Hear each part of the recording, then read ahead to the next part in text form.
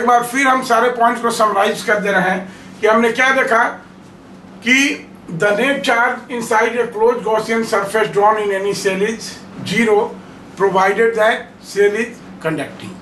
ठीक है, किसी से एक देख लीजिए कि the net charge inside a close Gaussian surface drawn in any shell is 0 provided that shell is conducting. ठीक है, now the second point is potential of conductor which is earth, potential of conductor which is earth is always taken as 0, potential of earth conductor is always taken as 0. now अगर कोई conductor connect होता है इस पर, ठीक है, अगर मान ली कि हमने A और B को कनेक्ट कर दिया तो क्या हमने बोला कि if two conductors are connected then they are at same potential। अब यहाँ से कंक्लूजन हमारा क्या हो जाएगा कि this BA will be equal to VC, ये हो जाएगा हमारा। And charge remain constant in all the conductor except those which are connected to the earth और except which are internally connected. अगर इंटरली कनेक्ट होंगे तो इन दोनों का नेट चार्ज कांस्टेंट रहेगा। Charge on A and charge on C will be equal to constant.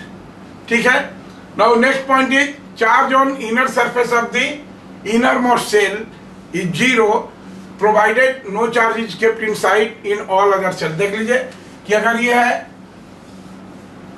कि अगर ये यहाँ पर हम कोई चार्ज सेल के बाहर में ही है, अंदर में कोई चार्ज नहीं है, इस अंदर में कोई चार्ज नहीं है, ठीक है, तो यहाँ पर कभी भी फील्ड एग्जिस्ट नहीं करेगा। चार्ज और inner surface of the innermost shell is 0 provided charge is kept provided no charge is kept inside it. अगर इसके अंदर हम कोई चार्ज नहीं रखेंगे, अगर इसके अंदर हम कोई चार्ज नहीं रखेंगे तो इसके अंदर कभी भी चार्ज इंड्यूस नहीं होगा side on the both surfaces.